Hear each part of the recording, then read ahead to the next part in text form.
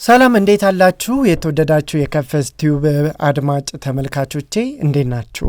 መልካም አዲስ ዓመት በድጋሚ እንደምታውቁት ክቡራን አድማጮቼ ከፍ ቲዩብ ኢንቨስትመንት ላይ ነው አይደለ? ቤት ግዙም ብል፣ አክሲዮን ግዙም ብል፣ መኪናን ግዙም ብል ኢንቨስትመንት ነው። ዛሬ ደግሞ ከኢንቨስትመንቶች አንዱ የሆነው ደግሞ ንግድ ነው። በንግዱ ዘርፍ ላይ ስትሄዱ ደግሞ ቢዝነሱ የተሳካ እንዲሆን ደግሞ ምን ብታረጉ ይሻላል የሚለውን ነገር በባለፈው ቪዲዮ ላይ ጀማምሬ ነበረ። ድንገት ይህንን ቪዲዮ ስከፍቱ አዲስ ለሆነባችሁ ሰዎች ካለ መነሻ ሐሳቡን በአንድ ደቂቃ ጠቅልል አድርጌ ልንገራችሁ። ቢዝነስ ማለት ህጋዊ መሆን አለበት ብዬ አምናለሁ። ህጋዊ ለመባል ደግሞ እውቀት፣ ጊዜ፣ ጉልበት፣ ገንዘብን አጣምራችሁ በህግ ተመዝግባችሁ ፍቃድ አግኝታችሁት የምትሰሩት ስራ ማለት ነው። በዚህ የሚገኝ ገንዘብ ኃጢአት አይሆንም። በዚህ የሚገኝ ገንዘብ ደግሞ ለሞራል ውድቀትም አይሆንም። ስለዚህ እነዚህም መነሻ በማድረግ ኢኮኖሚያችሁን፣ ሀብታችሁን፣ ገንዘባችሁን ነጻነት አግኝታችሁ የምትኖሩበትን መንገድ ለመጠቆም ትክክለኛውን መንገድ እነግራችኋለሁ ብያችሁ ነበር። በባለፈው ሳምንት ቢዝነስ ማሰብ የሚፈልግ ሰው ይህንን ስራ ተብሎ አይነገረውም። መጀመሪያ መነገር ያለበት 3 ነገሮች አሉት ብዬ ተናግሬ ነበረ። አንደኛው የምታውቁትን ስራ ስሩ። ሁለተኛ ያወቃችሁትን ስራ ደግሞ ውደዱት። ሶስተኛው ነገር ደግሞ እነዚህ ያወቃችሁትንና የወደዳችሁትን ስራ ስትሰሩ ውጤታማ መሆኑን ለኩ ብዬ የሂሳብ ቀመር ነግሬያችሁ ነበረ የባለፈውን ሳምንት የጨረስኩት። በዛሬው ቪዲዮ ደግሞ ለእነዚህ ቢዝነስ ጀማሪ የሆኑ ሰዎች አስቀድመው የሚያነሷቸው 5 ጥያቄዎች አሉ። እነዚህ 5 ጥያቄዎች ያስፈራቸዋል። የእነዚህን 5 ጥያቄዎችን መልስ ካገኙ ውጤታማ የቢዝነስ ሰዎች ይሆናሉ ብያችሁ ነበር። እነዛንም ጥያቄዎች ጠቁሚያችሁ ነበር። አንደኛው ምንድን ነው የምሰራው? ሁለተኛው ለማን ነው የምሰራው? ሶስተኛው የት ነው የምሰራው? አራተኛው እንዴት ነው የምሰራው? እና አምስተኛው ደግሞ ምንድን ነው የማቀርበው የሚለውን ማወቅ ይጠበቅባቸዋል ብዬ ነበር። የዛሬው ቪዲዮ በእነዚህ 5 ጉዳዮች ላይ ማብራሪያ ይሰጣል። አብራችሁኝ ይሁኑ። ይህንን ቪዲዮ ከወደዳችሁት ላይክ በማድረግ አሳዩኝ። እንደዚሁም ደግሞ ሀሳባችሁንም ኮመንት ላይ ጻፉልኝ። አለመጻፍ አይቻልም። ሀሳብ ከሌላችሁ ደግሞ እንኳን አደረሰ ከፍዬ ብላችሁ ጻፉልኝ። እኔ ጋር እንደሆናችሁ እረዳለሁ። ወደ ሀሳቡ እንለፍ። እሺ የተወደዳችሁ የከፍ ቲዩብ ቤተሰቦቼ፣ ከፍ ቲዩብ ያልኩት ወድጄ አይደለም፣ አብረን ከፍ ማለት ስላለብን ነው። ከከፍ ቲዩብ ጋር ከፍ እንላለን። ሞቴም ይሄ ነው። ከፍ ቲዩብ ከፍ ላለ ህይወት አይደለም እላችሁ። ሁሌ ከፍ ለማለት ከፍ የሚያደርጉ ሀሳቦች ያስፈልጓቸዋል። ለዛ ነው ከፍ ቲዩብን የምነግራችሁ። በዚህ ከፍ ቲዩብ ላይ ደግሞ ከፍ የሚያደርጉ ሀሳቦችን እነግራችኋለሁ። አዲስ የገባችሁ ቻናሉን ሰብስክራይብ አድርጉት፣ ይጠቅማችኋል። አንድ ቀን ወደ መረጃ ልለፍና ምንድን ነው የምንሰራው? ትልቁ ጥያቄ በባለፈው ቪዲዮ ላይ ትንሽ ጠቃቅሼላችኋለሁ። የምትሰሩትን ስራ ማወቅ የቢዝነሳችሁን 50% ለመጨረስ 25% ድርሻ አለው። ምንድን ነው የምሰራው? ሁለተኛው ደግሞ ለማን ነው የምሰራው ነው። ለማን ነው የምሰራው? ቢዝነስ ባይ ዲፎልት አገልግሎት ነው አይደለ? ሰርቪስ ሴክተር ይባላል በእንግሊዘኛው። ሰርቪስ የሚሆነው ለምንድን ነው? የሆነ ነገር ተቸግሮ ለምሳሌ ካፌ የምትከፍቱት እኮ ቡና መጠጣት ለተቸገረ ሰው ነው። ስለዚህ ካፌ ላይ ቡና እሸጣለሁ ስትሉ ለቡና ሱሰኞች ወይም ቡና ካልጠጡ ለማይንቀሳቀሱ ሰዎች የግድ ስለሚያስፈልጋቸው ቡና ቤት ትከፍቱላቸዋላችሁ። ቁርስ ቤት ከፍታለሁ ስትሉ ቁርስ ሳይበላ ከቤቱ የሚወጣ ሰው ጊዜ አጥቶ መንገድ ዳር ካሉ ቁርስ ቤቶች መብላት የሚፈልግ ሰው ስላለ ነው። ወይም ቁርስ ማብሰል የማይችል ባለሙያ ያልሆነ ሰው ስላለ ነው። እውነቱ ይሄ ነው እኮ። ስለዚህ ምንድን ነው የምሰራው የሚለውን ነገር ስታስቡ የመጀመሪያው ነገር የሚመጣላችሁ ጥያቄ ለማን ነው የምሰራው የሚለውም አብሮ ታኮ ይመጣል ማለት ነው። ቡና ቤት ልክፈት ብላችሁ ግን ቡና የማይጠጣበት ገዳም ዙሪያ ላይ ከሆነ የምከፍቱት ትከስራላችሁ። አያችኋ? ይሄ በጣም የብዙ ኢትዮጵያውያን ችግር ሆኖ ያለው። ለምሳሌ ልንገራችሁ፣ በእግዚአብሔር በደንብ አስተውሉ። አንድ ፎቶኮፒ ቤት ቢዝነስ መክፈት የሚፈልግ ሰው ታክሲ ተራ ሂዶ ቢከፍት ምንድን ነው የሚጠቅመው? ምንድነው የሚጠቅመው? እስኪ ንገሩ። ምንም አይጠቅመው። እንዲሁ አፉን ከፍቶ ነው የሚውለው። ለምን ብትሉኝ ለማን ነው የምሰራው የሚለውን ነገር ስላላሰበበት። ይሄ ጥያቄ ደግሞ ሂዶ ምንን ያሳየናል መሰላችሁ? ቢዝነስ የሚጀመረው ከችግር ነው የሚለውን ነገር ነው፣ ወይም ከእጥረት ነው። እጥረት ካለ ፍላጎት በጣም ስለሚኖር ለዛ ፍላጎት የሚመጥን ነገር ስታቀርቡ ቢዝነስ ይባላል። ለምሳሌ ቅድም እንዳልኳችሁ በጣም ብዙ ተመጋቢ እያለ ቁርስ የት እንደሚበላ ተጨንቆ ያለበት ማህበረሰብ ጋር ሂዳችሁ ቁርስ ቤት ብትከፍቱ ቢዝነሱ በጣም ያዋጣል ማለት ነው። ነገር ግን ቁርስ የት እንደሚበላ አማርጦ እኮ ነው። በዋጋ ብትሉ፣ በጥራት ብትሉ፣ በምን ብትሉ በደንብ መርጦ የሚበላበት ቦታ ላይ ሂዳችሁ ቁርስ ቤት ብትከፍቱ ብዙ አያዋጣችሁ፣ ውድድሩ በጣም ብዙ ስለሚሆን። ስለዚህ ጥያቄውን በደንብ አስባችሁበት ለዛ መልስ መፈለግ ማለት በጭንቅላታችሁ ውስጥ ትርፋማ የሆነ ቢዝነስ ክሬት ለማድረግ ምቹ ይሆናል ማለት ነው። ምንድነው የምሰራው? ለዚህ ጥያቄ ለመሄድ ደግሞ ሂዳችሁ ማህበረሰባችሁን ማየት ነው። ብዙ ጊዜ ቁርስ ቤት ለመክፈት አዋጭ የሆኑ ቦታዎች አንደኛ አውቶቡስ ተራ አካባቢ ወይም ታክሲ ተራ ምናምን ብዬ ነግሬያቸዋለሁ። ዝም ብዬ እኮ አይደለም፣ ከዚህ ተነስቼ ነው። አውቶቡስ ተራ ብትሄዱ ሌሊቱን ሙሉ ተጉዞ መጥቶ በባዶ ሆዱ ምግብ አፉ ላይ ጣል ማድረግ የሚፈልግ ብዙ ሰው አለ። ስለዚህ ምን ይፈልጋል? ቁርስ ቤት ይፈልጋል ወይም ምግብ ቤት ይፈልጋል። በቃ ምንም ጥርጥር የለው። እስኪ ልብ ብላችሁ ተመልከቱ። አውቶቡስ ተራ ባሉበት አካባቢ ላይ ሁለት ነገሮች በጉልህ ይታያሉ። አንደኛው ጁስ ቤት፣ ሁለተኛው ምግብ ቤት ነው። እንደው ፍረዱኝ እስኪ፣ ዞር ብላችሁ እዩ። እነዛ ሰዎች በጣም አትራፊ ሆነው ታያላችሁ። አንድ ጁስ ቤት መሰላችሁ እንዴ? 20 ጁስ ቤት ታገኛላችሁ። ዝም ብሎ ነው የተከፈተው አይደለም። ምግብ ቤት ገብቶ እንጀራ አዞ ለመብላት ገንዘብ የማይበቃው ሰው አማራጩ ጁስ ቤት ነው። አያችሁ? ይህም ብቻ አይደለም።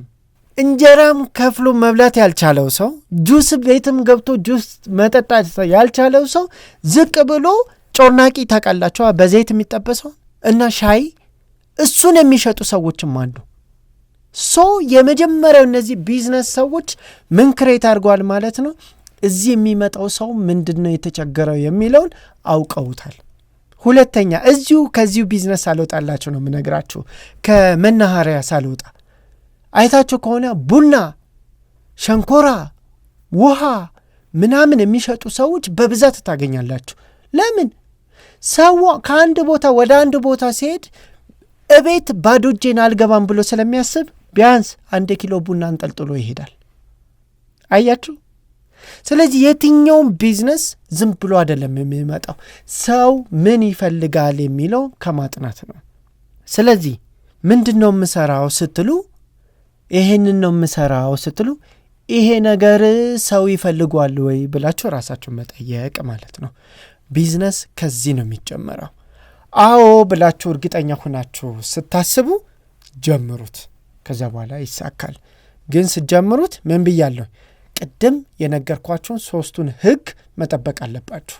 እንዳልኳችሁ ለምሳሌ ምግብ ቤት መክፈት አለብኝ ብላችሁ ስታስቡ፣ በቃ ሰው እዚህ ጋር ምግብ ቤት ተቸግሯል ብላችሁ ስትገምቱ ምን ታረጋላችሁ? ምግብ ቤት መክፈት ታስባላችሁ።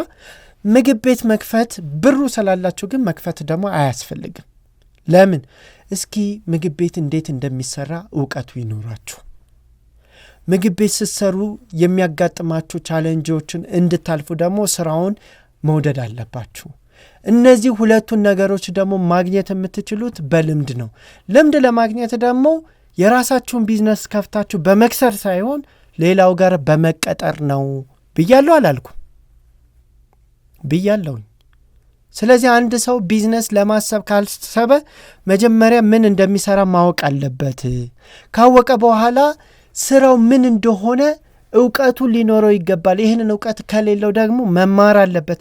ለመማር ደግሞ ፕራክቲካሊ ትምህርት መሆን ይቻላል፣ ደግሞም ይመከራል። ለኔ ዝም ብላችሁ ሄዳችሁ ሆቴል ማኔጅመንት አጥንታችሁ ብትመጡ ምግብ ቤት ከፍታችሁ ውጤታማ ላትሆኑ ትችላላችሁ። ለምን? ሳይንስና ህይወት አንዳንዴ እኩል ላይሆን ይችላል፣ በተለይ ደግሞ እንደ ኢትዮጵያ አይነቱ። ስለዚህ መፍትሄው ምንድነው?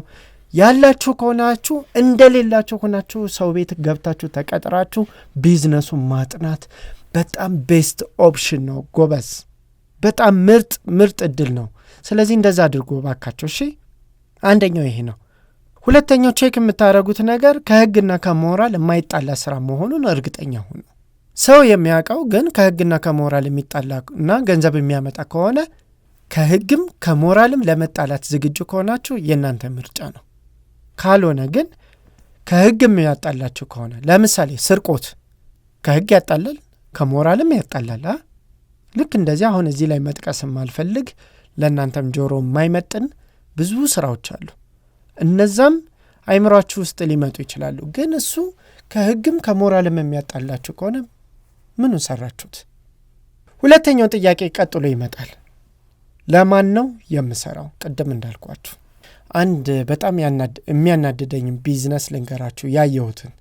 እስኪ ሁለት ነገር ልንገራችሁና አስተያየት መስጫ ላይ መልሳችሁን ስጡኝ።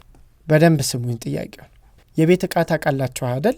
ለምሳሌ ማስታጠቢያ፣ መዘፍዘፊያ፣ ብርጭቆ፣ ሲኒ፣ ማንቆርቆሪያ፣ እነዚህ ምንጣፍ ምናምን ብቻ የቤት ውስጥ ዕቃ መሸጫ ሱቅ አስቡ እሱን። ሁለተኛ ደግሞ የግንባታ መለዋወጫ ወይም ደግሞ የግንባታ ዕቃ መሸጫ ሱቅ ደግሞ አስቡ። ሁለቱንም አስቡ።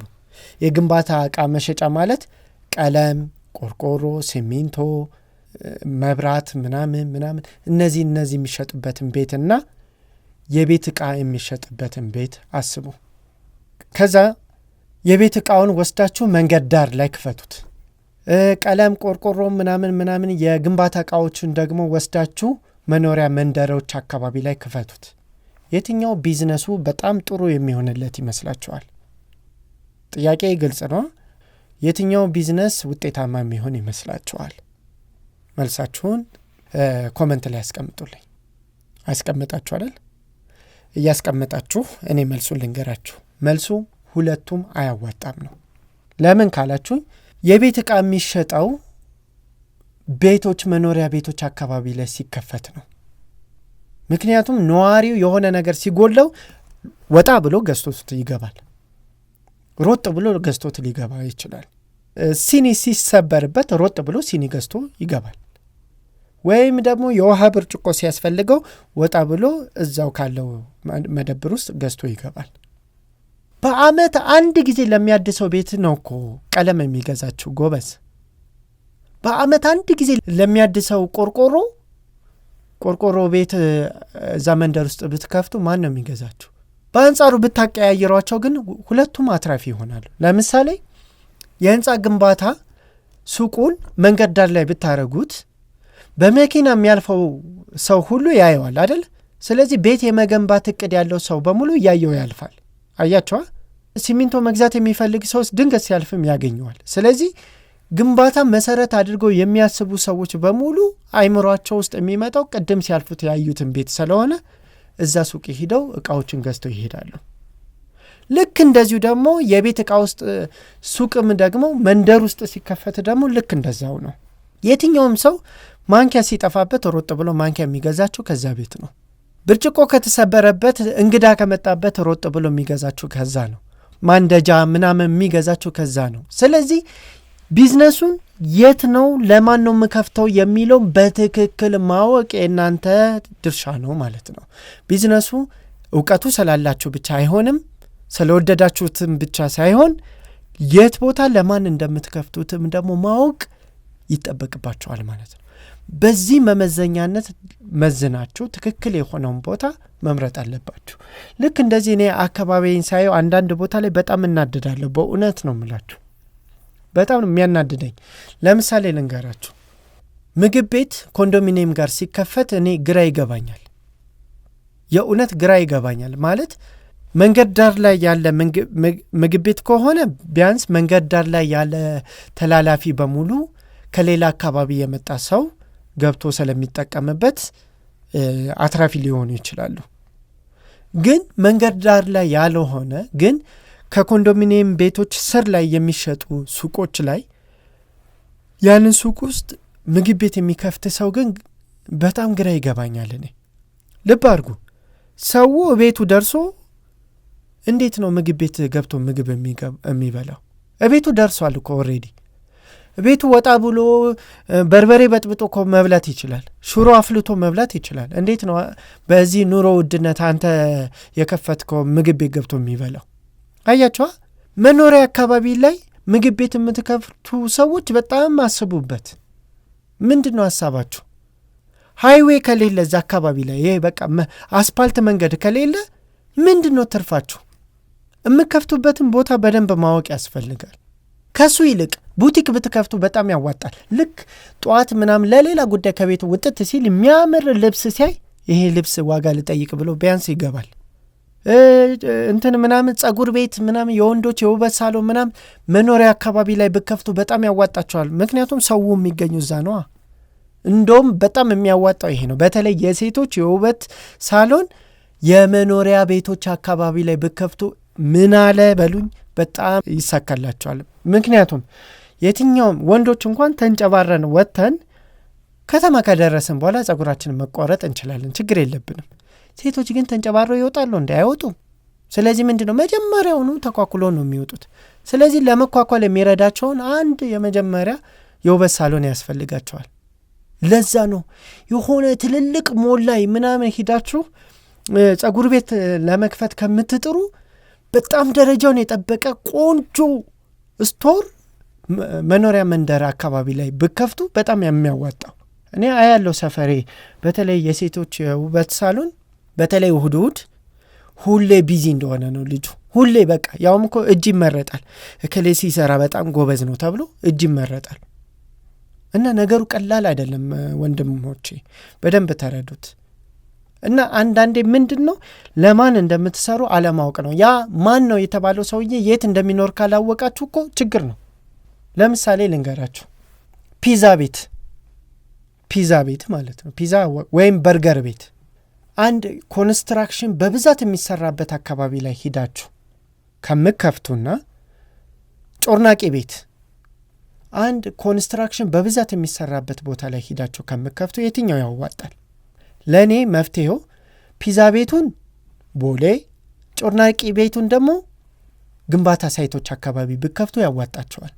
ምክንያቱም እዛ ጮርናቄ የሚባለው የቀን ሰራተኛ ነው አባቴ። የቀን ሰራተኛ ቀኑ ሙሉ ፈግቶ የሚያገኛት ትንሿን ገንዘብ ቆጥቦ መኖር ይፈልጋል።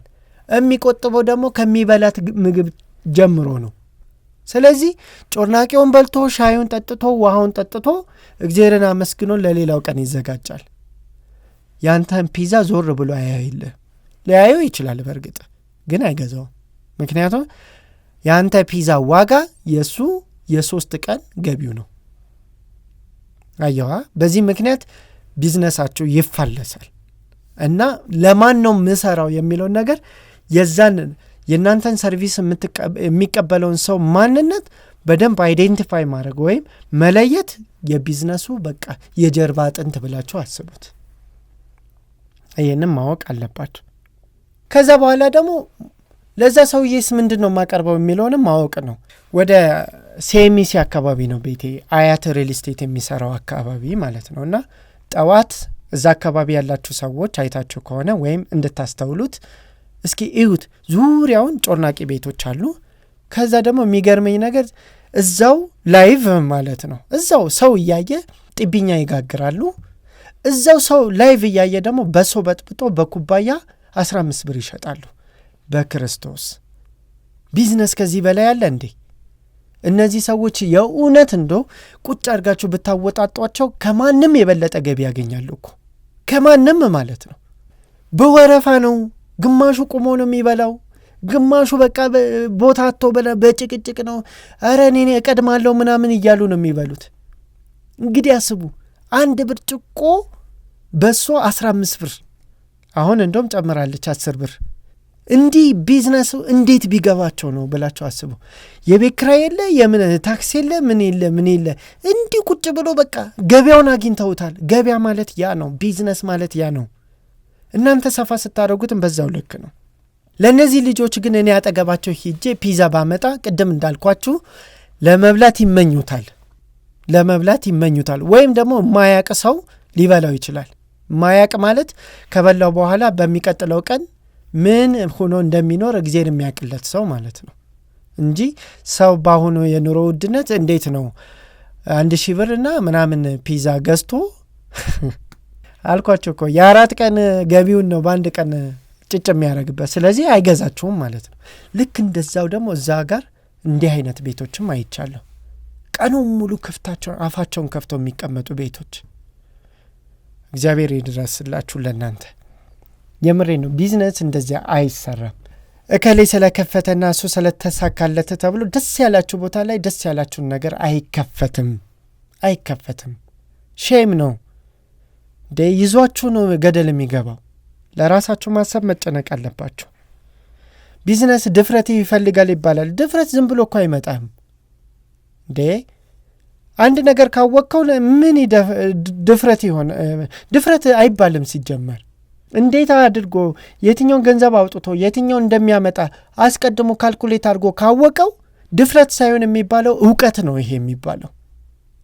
እንዴት ነው ከድፍረት ጋር ይሄ የሚያያዘው? በፍጹም አይያዝም። ስለዚህ ይሄኛው አንደኛው መስተካከል ያለበት ነገር ነው።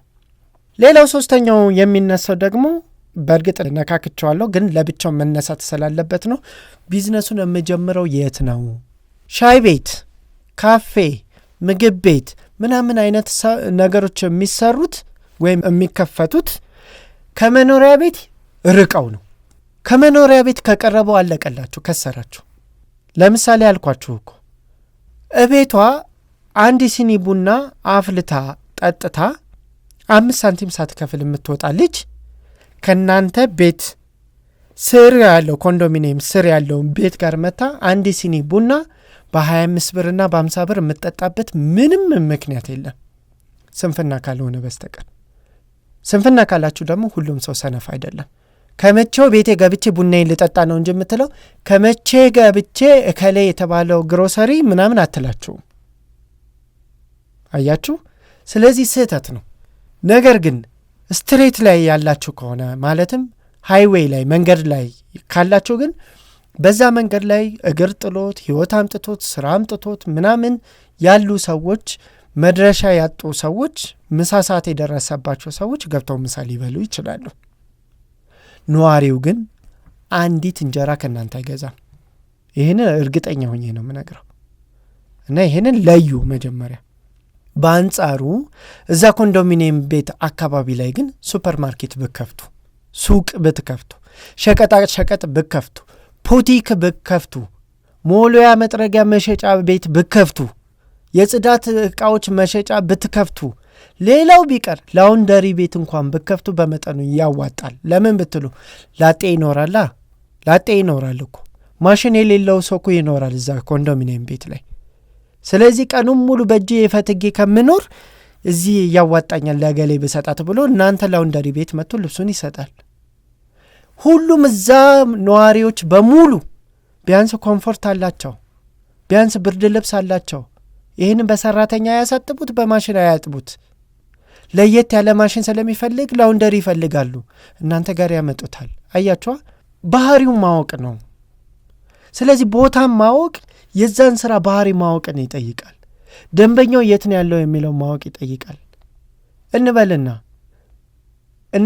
በተመሳሳይ ሰዓት ይህንን ላውንደሪ ደግሞ ንቅል አድርጌው ሂጄ አውቶቡስ ተራ ወይም ደግሞ መናኸሪያ አካባቢ ላይ ባስቀምጠውስ የሚጠቀም ሰው አለ? በአመዛኛው አይጠቀሙትም። ለምን? አውቶቡስ ተራ ማለት ጊዜያዊ ነገር ነው ሰው ያለው። ማክሲመም እዛ አካባቢ ላይ ሊቆይላቸው የሚችለው 1 ሰዓት ነው። አያችሁ? እንዳልኳችሁ ነው። ልክ ከመኪና ሲወርድ ይርበዋል፣ ምግብ ቤት ይበላል፣ በቃ ቻው ጥሏችሁ ታክሲ ይዞ ወደ ሌላ ቦታ ነው የሚሄደው እንጂ አይ እስኪ ልብሴ ለካ በጉዞ የመጣሁበት ልብሴ ቆሽሿል ላሳጥብ አይልም። ወደ ቤቱ እየሄድ አይደለ እንዴ? ለምንድን ነው እናንተ ጋር የሚያሳጥበው? ስለዚህ እዛ መናኸሪያ አካባቢ ላይ ላውንደሪ እከፍታለሁ ምክንያቱም ብዙ ሰው አለ ብትሉ አያዋጣም።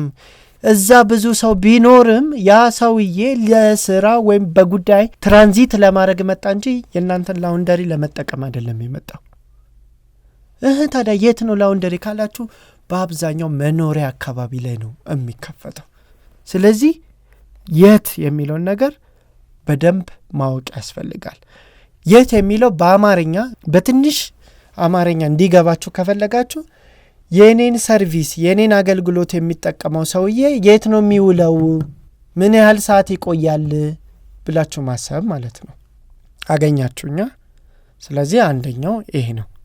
ሌላው ደግሞ እንዴት ልጀምር ነው። አሁን የብዙ ሰው ጭንቀት እዚች ላይ ነው ያላችሁ አይደለ? ብዙ ሰው የሚጨንቀው ይሄ ነው። ገንዘቡም አለው፣ እውቀቱም አለው፣ የት እንደሚከፍትም ያውቃል። መቼ ልጀምር ወይም እንዴት ልጀምር የሚለውን ግን በስርዓቱ ካላወቀ በጣም አስቸጋሪ ነው። እንዴት ልጀምር? ስልጠና ልውሰድ ይህን ስራ ለመጀመር ወይስ ከሰው ጋር በሼር ልስራው ይህን ስራ ለመጀመር ወይስ ደግሞ ምን አድርጌ ልጀምረው? እነዚህ ጥያቄዎች የሚመጡት ዋናውን ግንድ ይዘው ነው። የትኛውን ግንድ? እንዴት ልጀምር? ቅድም እንዳልኳችሁ ነው። አሁን በቃ ኢቭን አሁን አንድ ሰው እኮ ይህንን ፕሮግራም የሰማ ሰው ራሱ ቢዝነስ ምን ልጀምር ብሎ አይጨነቅማ። እኔ ለምሳሌ ያነሳዋቸው ራሱ ብዙ ነገር ያስጀምራል እንበልና በቃ እኔ የሴቶች የውበት ሳሎን መክፈት ይኖርብኛል፣ በቃ ከፍቲው እውነቱን ነው ብላችሁ እኮ ገንዘቡም አላችሁ ምኑም አላችሁ ልጀምሩ ነው። ግን እንዴት? እሱ ነው በቃ ሌላው ቁልፍ ጥያቄ። እንዴት ነው የምትጀምሩት? እውቀቱ አላችሁ? በቃ አዎ ከፍቲውም ነግሮናል። አዎ እዚህ ቦታ በጣም ያዋጣል፣ ጥብኛ ጋግሬ ምናምን ልትሉት። እንዴት ነው ጥብኛ መጋግሪው? እንዴት ነው ጮርናቄ የምትሸጨው? እንዴት ነው ሻይ የምታፊው? ሻይ ዝም ብሎ ይፈላል እንዴ? ስኳር ከየት ነው የምታመጨው? በዚህ በጠፋ ስኳር። አያችሁ፣ ይሄ ደግሞ ስትራቴጂ ይባላል። ቢዝነስ ስትራቴጂ። ከየት ነው የምታመጡት እንትናችሁን ሮ ማቴሪያላችሁ? ማለትም ምንድን ነው በአማርኛ? ግብአቶቻችሁን ከየት ነው የምታመጡት? ዝም ብሎ ከተለመደው ከሆነ ኪሳራ ነው የሚሆነው። ለምሳሌ ልንገራችሁ። እኔ ሰፈሬ ያለው አትክልት ቤት 1 ኪሎ ሽንኩርት የሚሸጥበት ዋጋና ሾላ ገበያ ሂጄ 1 ኪሎ ሽንኩርት የምገዛበት ዋጋ እኩል አይደለም።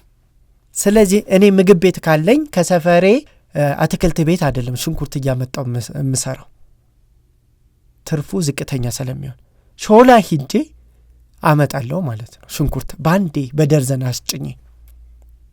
አያችሁ። ስለዚህ ግብአቶቻችሁ ከየት እንደሚመጡ ካላወቃችሁ እንዴት የሚለው ነገር ሊያስጨንቃችሁ ይገባል። ደንበኛ እንዴት እንደምትይዙ ካላወቃችሁ እንዴት ልጀምረው የሚለውን ነገር ማወቅም መጨነቅም ይጠበቅባችኋል።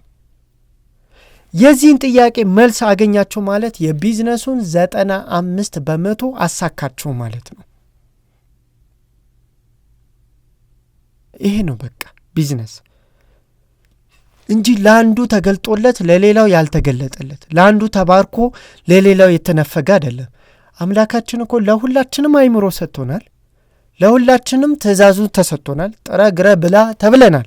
ለሁላችንም የምንጥርበት መንገድ የምንግርበት መንገድ ግን እንደ ዕውቀታችን ስለሚለያይ እንደ ዕውቀታችን ገቢያችን ይለያያል።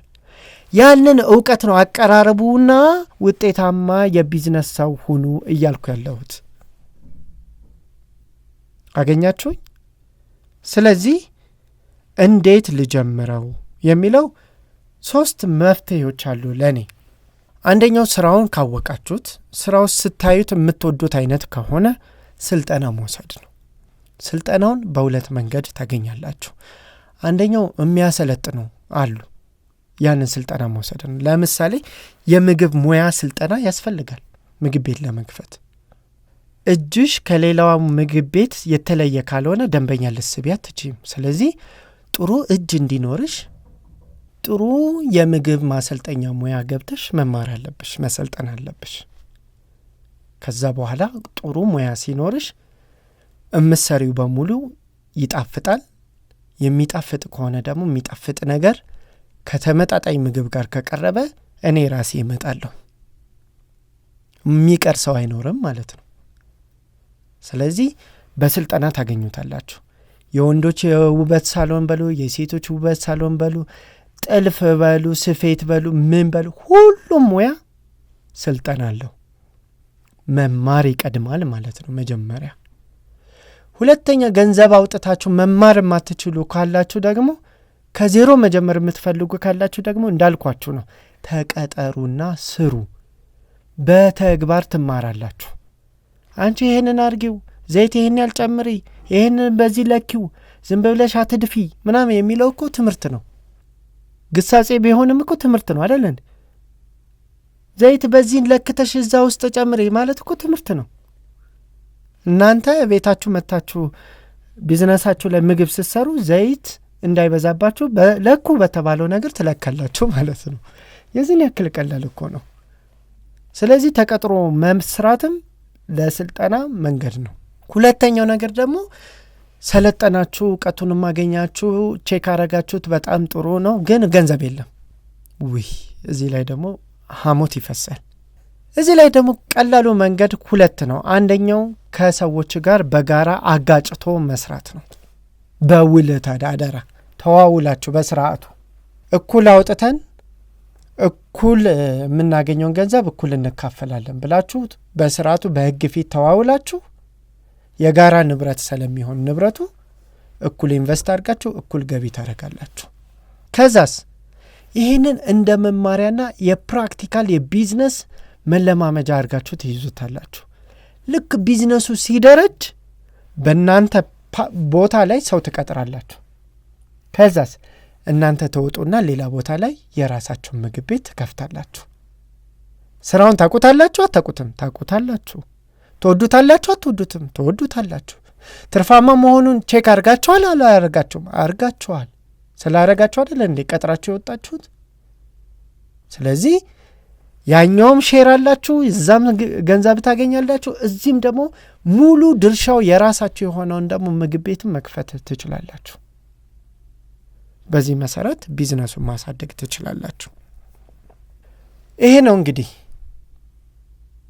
የተወደዳችሁ የከፍቲው ቤተሰቦች። እኔ ምግብ ቤት፣ ሻይ ቤት ምናምን እያልኩ ወረድ አድርጌ የተናገርኩት ብዙሃናችሁ ወደዛ ልትሆኑ ትችላላችሁ ብዬ ነው።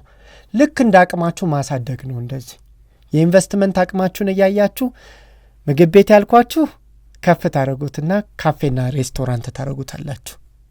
ከካፌና ሬስቶራንት ከፍ ያላችሁ ካላችሁ ደግሞ ሆቴል ታደርጉታላችሁ። እንዲህ ያላችሁ ማሳደግ ነው ቢዝነሱ። የውበት ሳሎን ያልኳችሁ ደግሞ እስከ ጥግ ድረስ ማደግ የሚችል ቢዝነስ ነው። ለምሳሌ አንድ ካስካ አስቀምጣችሁ አንድ ሰው ሰርታችሁ ወይም አንድ ሹርባ ሰርታችሁ መኖር ትችላላችሁ። ቢዝነሱን እያሳደግኩ ሊድ ካላችሁ ደግሞ ስቲም ባዝ፣ ሳውና ባዝ ምናምንም እየከፈታችሁ እስከዛ ድረስ ከፍ ማለት ትችላላችሁ። የወንዶቹም በተመሳሳይ የግንባታ እቃ መሸጫ ሱቆች ያልኳችሁም በተመሳሳይ ነው። መጀመሪያ ቸርቻሪ ትሆናላችሁ፣ ከዛ ጅምላ አከፋፋይ ትሆናላችሁ፣ ከዛ አስመጭ ትሆናላችሁ። እስከዚህ ድረስ ማደግ የሚችል ነው። የቤት እቃ ሱቅም ያልኳችሁ በተመሳሳይ ነው። መጀመሪያ ቸርቻሪ ትሆናላችሁ፣ ቀጥሎ ጅምላ አከፋፋይ ትሆናላችሁ፣ ቀጥሎ ደግሞ ወደ ሀገር ውስጥ ኢምፖርተር ትሆናላችሁ። ቢዝነሶች በባህሪያቸው መንገዳቸውን ይዘው ከፍ ማለት የሚችሉ ናቸው። ጮርናቂ ቤት ሻይ በጮርናቂ ሻይ በጥብኛ ስትሸጥ የነበረችው ወደ ህጋዊ ወደ ሻይ ቤት ማሳደግ ትችላለች። ሻይ ቤት የነበረው ሰው ወደ ካፌ ማሳደግ ይችላል። ካፌ ያለው ሰው ወደ ሬስቶራንት ማሳደግ ይችላል። ሬስቶራንት ያለው ሰው ደግሞ ወደ ሆቴል ማሳደግ ይችላል። ሆቴል ያለው ደግሞ ወደ ኮከብ ሆቴሎች ማደግ ይችላል። ሁሉም ነገር በተፈጥሮዋ ታርጌት አድርጋችሁ አቅዳችሁ ስትራቴጂ አውጥታችሁ ከሰራችሁበት ቤስት በጣም ምርጥ ቢዝነስ ይወጣዋል። ተገባባን? አዲሱ ዓመት የሰላም፣ የፍቅር፣ የስኬት ዓመት ይሆንልን። ያሰብነውን የምንፈጽምበት መልካም ዓመት ይሆንልን። እርግጠኛ ሆኜ የምነግራችሁ ትንሽ ጥሪታ ያላችሁ ምን እንደምትሰሩ ካወቃችሁ እና ያወቃችሁትን ከወደዳችሁ እንዴት አድርጋችሁ ደግሞ በእነዚህ 5 መመዘኛ መንገዶች መዝናችሁ እርግጠኛ ስትሆኑ ከከፈታችሁ በእርግጠኝነት ከእግዚአብሔር ጋር 100% እርግጠኛ ሆኜ የምነግራችሁ ነገር ይሳካላችኋል። እንዲሳካላችሁም ልባዊ ምኞቴ ነው። እግዚአብሔር ይርዳችሁ። ይህንን ይመስላል። በቀጣይ ቪዲዮ ደግሞ ሌላ ሀሳብ አመጣላችኋለሁ። ሀሳቤን እሸጣለሁ። ከወደዳችሁት ታዩታላችሁ። እስከዛው ድረስ እስክንገናኝ ቸሩ ሁሉ ይቅጠማችሁ። በቀጣይ ስንገናኝ ደግሞ አንድ ነገር የምነግራችሁ ምንድነው በኢትዮጵያ ውስጥ እንደው ታዳን ከፍዬ እንደው የምትጠቁመን አዋጭ ቢዝነስ ምንድነው ብላችሁ ከጠየቃችሁኝ 1-2 ሀሳቦችን አመጣላችኋለሁ። ለዛሬው ግን ይቆየን አይደል? ቸር ሰንብቱልኝ። እወዳችኋለሁ።